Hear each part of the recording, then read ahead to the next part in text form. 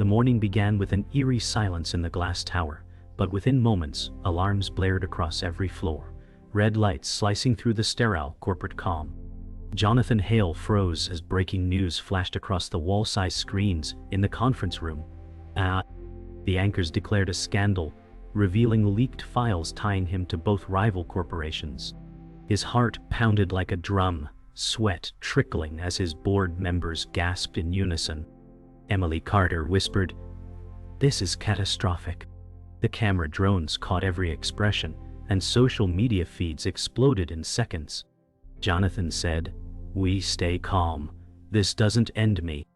But even as his voice echoed, the ground felt unsteady, as if the empire he had built was cracking beneath his feet. His ambition had drawn blood, and now the wolves had scented it. The boardroom fell into chaos, overlapping voices cutting through the heavy silence as panic replaced reason. Jonathan raised his hand, demanding control, but his authority was fractured. Emily said, "The market will shred us before noon." An older director balked, "Resign now before we all go down." Jonathan's jaw tightened as he stared at the city skyline beyond the glass walls, each building gleaming like a silent judge. His inner turmoil was a paradox of power. He had played both sides, but now both sides threatened to crush him. He muttered, "They want me gone, but they'll need me when the storm hits." Yet deep inside, he knew the tide had turned. Jonathan paced the marble hallway outside the boardroom, his reflection warped in the glass walls as if mocking him. The empire he built had thrived on alliances, but betrayal poisoned its core. Rachel Moore rushed toward him, tablet glowing with collapsing stock values. She said, "Investors are panicking." Jonathan smirked bitterly and replied, "Panic is leverage." His tone carried false confidence, masking the knot twisting his chest. Each beep from the tablet was another nail, sealing his reign's coffin. The hallway stretched endlessly, reflecting his unraveling grip on power. In the lobby, journalists surged through revolving doors like a flood, microphones raised and cameras flashing. Jonathan descended the grand staircase, posture proud, but eyes betraying dread. A reporter shouted, "Did you betray your own company?" Jonathan paused mid-step, his silence fueling the frenzy. Security guards braced against the press, bodies forming a living wall. Emily's voice echoed in his earpiece, "Don't say a word until we meet counsel." His empire unraveled in public view, and every second the cameras rolled, his fall grew sharper. Jonathan retreated to his private office on the top floor, blinds half drawn against the burning glare of the city. For the first time that morning, he was alone. He poured whiskey into a crystal glass, amber liquid trembling in his hand. He said softly, "I built this kingdom, and I won't surrender it." On his desk, 2 phones buzzed, one from the rival he secretly aided, another from the shadow investor who funded his rise. The dual calls stood as the clearest symbol of his double game. His reflection in the window revealed not a leader, but a man cornered by ambition. Jonathan Hale sat in silence as Emily Carter closed the office door behind them. The sound of the latch was heavier than any words she could speak. Emily said, "We've lost 40% in the market in under an hour." Jonathan pressed his fingers against his temple, eyes burning with the weight of betrayal. He knew investors would not forgive a leader accused of deception. The narrator revealed the fracture within his empire. Each alliance was now a crack threatening to shatter. Jonathan muttered, "We can buy time, but only if we silence the board." Emily's voice hardened, "The board is ready to throw you out." Outside, the city roared with sirens and traffic, a reminder of the world closing in. Jonathan's power was slipping through his grasp like sand. The board assembled in the war room, a steel chamber lined with screens showing collapsing stock numbers. Jonathan entered with deliberate steps, masking fear behind authority. The narrator described the shift in power. The man who once ruled with certainty now fought for survival. Director Samuel Reed said, "Your scandal has made us vulnerable." Jonathan's glare cut through the table as he replied, "I am the only one who can hold this empire together." A murmur of dissent rippled through the directors. Emily sat at his side, her face pale but resolute. The tension was a battlefield with no weapons but words. Jonathan's empire was fracturing, and every eye in the room questioned whether he could still command. After the meeting, Jonathan stormed into the executive lounge, slamming the door behind him. His loyal confidant, Michael, said, "You've lost their faith, John." Jonathan shot back, "Faith is irrelevant. Fear will keep them in line." The narrator explained Michael's torn loyalty, his friendship clashing with his duty to truth. Michael's eyes softened. "I've stood with you for 20 years, but this may be the end." Jonathan's fist clenched around the glass, his reflection fractured in its surface. The empire that once seemed untouchable was bleeding trust from every vein. He whispered, "Then I'll rebuild with or without them."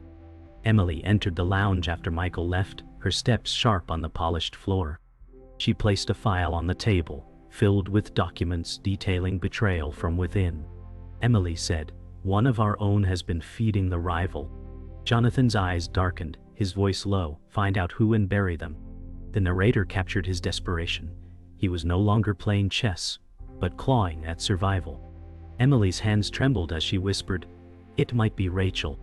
Jonathan froze, the name stinging like poison. Rachel Moore, the assistant he trusted, might be the enemy within. The walls felt closer, shadows stretching longer. Jonathan's empire was not only fractured, it was infected. Jonathan returned to his office as night settled over the city. The skyline glowed with lights, each building a reminder of enemies watching. His phone rang again, this time from Victor Lang, a rival CEO. Jonathan let it buzz before answering. Victor's voice sneered, "Looks like your empire is crumbling." Jonathan's tone was cold, "It's not over until I say it is." The narrator revealed the duality of his downfall. Mocked by rivals, abandoned by allies, yet still grasping for control. Jonathan ended the call and stared out at the city, his reflection merging with the skyline. He whispered, "If they think I'm finished, they underestimate me." Yet his eyes betrayed the fear he couldn't silence. The night deepened as Jonathan Hale sat alone, city lights flickering across his office glass. He dialed a number, voice sharp with urgency. The narrator described the stakes. One wrong word and his empire would collapse. Victor Lang answered with smug calm, "You're desperate, Jonathan." Jonathan replied, "Desperation keeps empires alive." The deal was poison, but also survival, a pact with the enemy to stall collapse. Jonathan's chest tightened as he realized he was bargaining not with power but with betrayal. Victor's laugh echoed through the phone, "Play both sides and you'll lose them all." Jonathan whispered, "Not if I win first." The night carried his words like a curse. Emily Carter confronted Jonathan the next morning, fury written in every movement. She slammed a folder on his desk, saying, "You spoke to Victor Lang." Jonathan's voice dropped to ice. "I did what was necessary." The narrator revealed Emily's wavering loyalty, trapped between survival and morality. She clenched her fists, whispering, "Every alliance you make costs us more trust." Jonathan leaned forward, eyes burning. "Trust won't save us, power will." The clash between them was not just business but ideology, ambition gnawing at conscience. The office air grew suffocating, each word slicing deeper. Emily's silence was heavier than any threat. Later that day, Jonathan met Rachel Moore in the deserted cafeteria, shadows stretching over empty tables. Rachel's voice trembled, "They're saying I leaked the files." Jonathan's eyes narrowed. "Did you?" The narrator showed Rachel's desperation, loyalty questioned, innocence fading. She said, "I've stood by you, but now they want my head."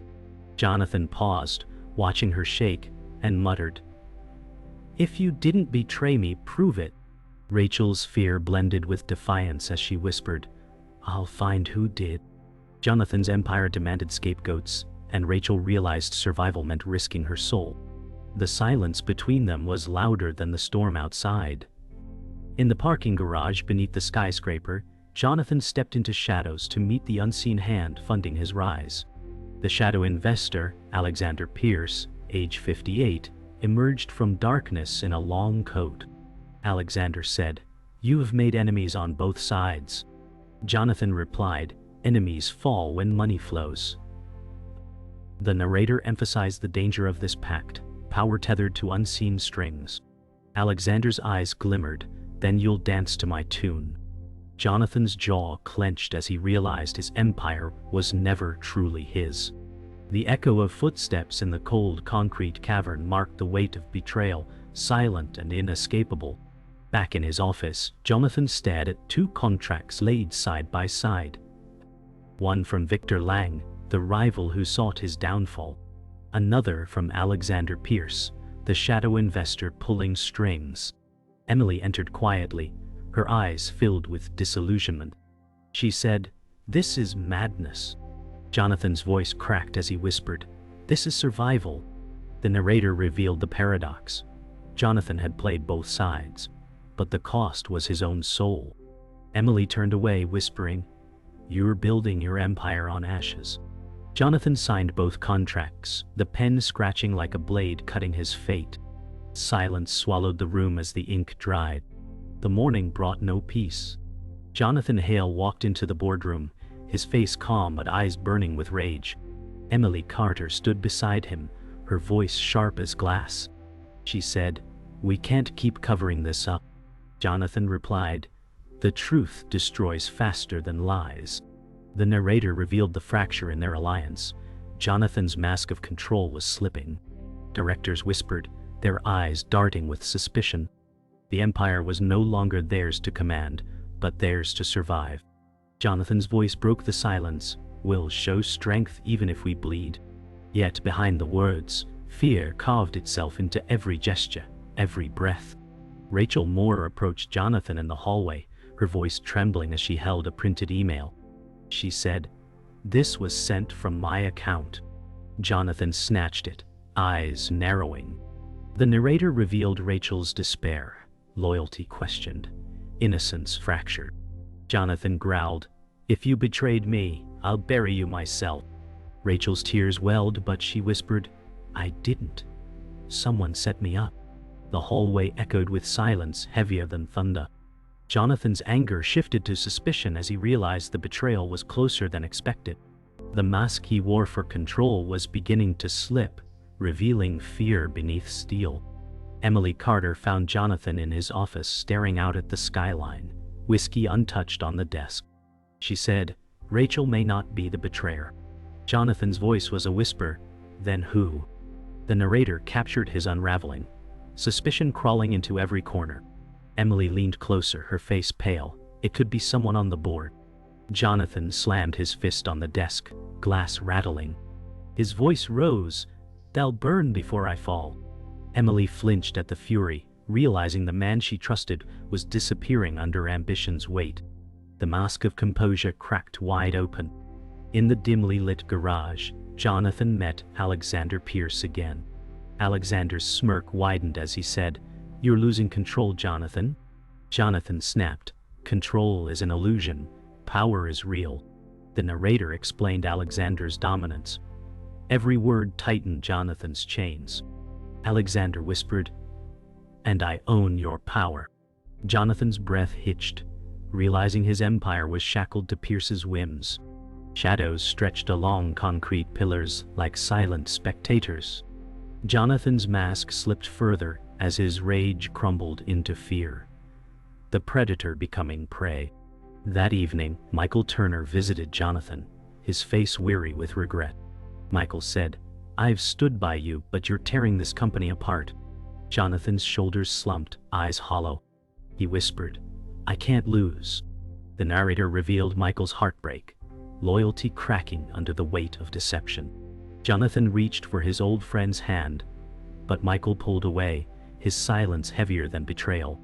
Jonathan's mask fell completely, leaving behind a man stripped of certainty. He looked out the window and muttered, "If they want war, I'll give them hell." The city below glimmered like a battlefield awaiting fire. The boardroom lights dimmed as Victor Lang appeared on the central screen, his grin sharp as a blade. He said, "Gentlemen, your CEO has betrayed you all." Jonathan Hale stood frozen, fury hidden beneath a mask of steel. The narrator revealed the danger. The rival had forced open Jonathan's secrets in full view. Directors gasped, their trust shattered as Victor presented documents that painted Jonathan as a traitor. Emily Carter whispered, "He's destroying you from the outside in." Jonathan clenched his fists, eyes locked on his enemy. He muttered, "Then we fight fire with fire." The Empire trembled as the rival tightened his grip. Jonathan stormed into his office, Emily close behind. He slammed the door and roared, "Victor is using my own allies against me." Emily said, "You gave him the ammunition." Jonathan's chest heaved as he stared at the city skyline. The narrator explained the duel of power. One man fighting shadows, another manipulating the stage. Emily's voice shook, "The board will side with him." Jonathan's whisper was venom, "Then they'll regret it." The room pulsed with tension, two figures locked in a battle of will, one consumed by fear, the other by fire. Jonathan's mask cracked further, rage spilling unchecked. Victor Lang arranged a press conference, flashing cameras blinding as he declared Jonathan unfit to lead. He said, "The Empire deserves honesty, not duplicity." Jonathan watched the broadcast from his office, every word slicing deeper. The narrator described the humiliation, his rival painting him as a fraud before the world. Reporters cheered Victor's words, investors nodded, and the city turned its back. Jonathan muttered, "He thinks he's won." His eyes narrowed, filled with defiance. Emily whispered, "Maybe he has." Silence settled, heavier than thunder, as Jonathan realized his rival had seized the narrative. That night, Jonathan met Emily and Michael Turner in his office. Michael said, "Victor is tightening the noose. We need a plan." Jonathan's voice was low, "We strike back." Emily shook her head. "Every move you make feeds his fire." The narrator captured the fracture in trust. Allies doubting, leaders spiraling. Jonathan slammed his palm on the desk, shouting, "If I burn, he burns with me." Michael's eyes dimmed, loyalty waning as doubt took root. Emily turned away, shadows masking her tears. The Empire was no longer a fortress but a crumbling battlefield. Jonathan sat alone after midnight, the office consumed by silence. His reflection stared back from the window, a man broken yet unyielding. The narrator revealed the cost.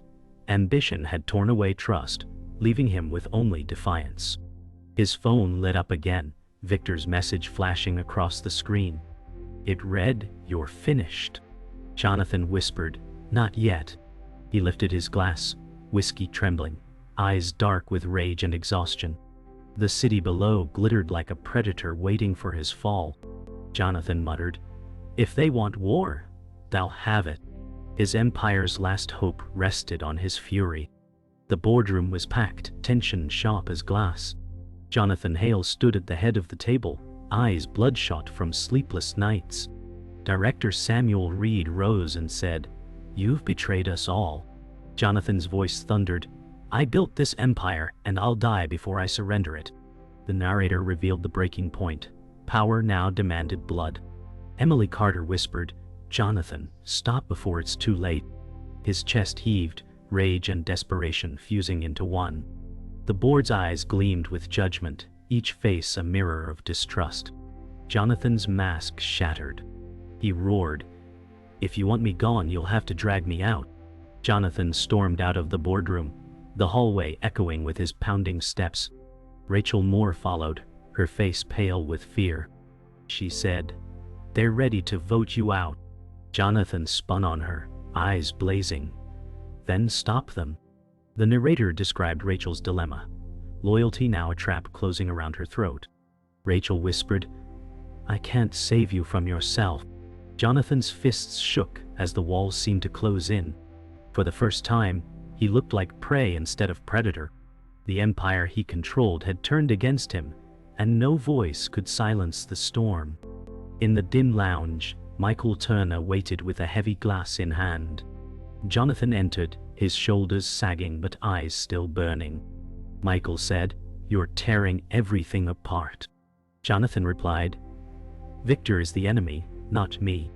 The narrator explained Michael's torment, torn between friendship and the truth he could no longer ignore.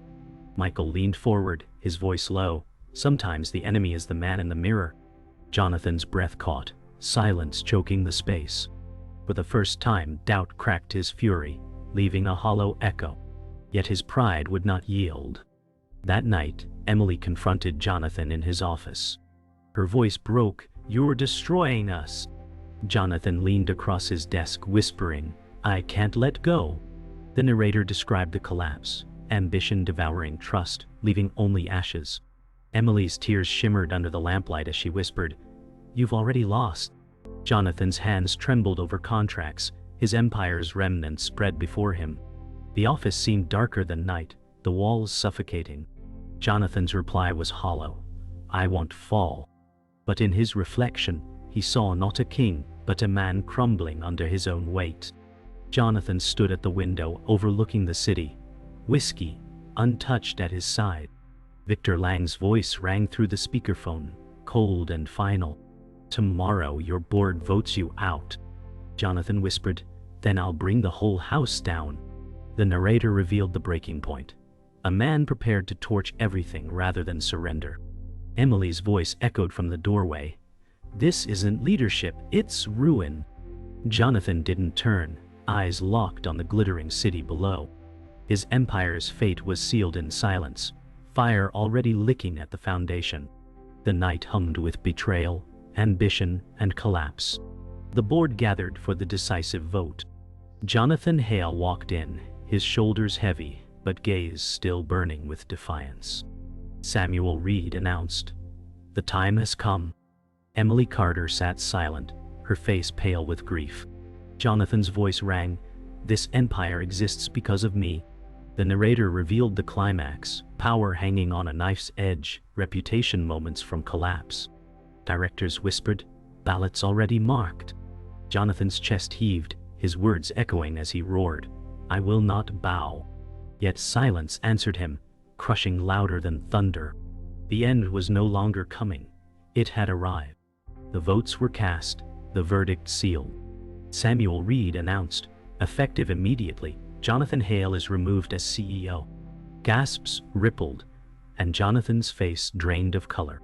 Emily whispered, "I warned you." The narrator described the collapse, 20 years of ambition crumbling in a single moment. Jonathan's fists trembled at his sides, his eyes dark pools of fury and disbelief. He spat the words, "You think you've won, but I'll still destroy you." Silence lingered, heavy as stone, as Jonathan realized power was no longer his to claim. His empire was gone, stolen in daylight. Jonathan stormed from the boardroom into the hallway, his reflection fractured across the glass walls. Reporters surged toward him, microphones raised, cameras flashing. One shouted, "What do you say to the charges?" Jonathan's silence fed the frenzy, his face twisting with rage. The narrator revealed the irony. A man who once commanded headlines now trapped by them. Rachel Moore appeared from the crowd, whispering, "It's over." Jonathan shoved past, voice cracking, "Not for me." Yet even his words sounded hollow, carried away by chaos. The empire had already buried him alive. That evening, Jonathan sat in his office, stripped of title but clinging to pride. Emily Carter entered, her voice trembling. "It didn't have to end like this." Jonathan muttered, "It isn't the end." The narrator revealed Emily's disillusionment, loyalty broken, hope extinguished. She said, "You lost everything because you couldn't stop playing both sides." Jonathan's eyes darkened as he replied, "Both sides were my only chance." The silence that followed was final, heavier than any words. Emily turned and walked away, leaving Jonathan in shadows. For the first time he was truly alone. Jonathan stood at the window one last time, city glowing beneath him like a battlefield won by another. His whiskey glass remained untouched. He whispered, "I built this kingdom, and now it burns." The narrator revealed the reckoning. The cost of ambition was not victory or defeat, but emptiness. Behind him, his phones buzzed, calls from rivals, vultures circling. Jonathan closed his eyes, letting silence consume him. The empire was gone, his name forever stained. The final image was a man alone, stripped of crown and kingdom, staring into the abyss of his choices.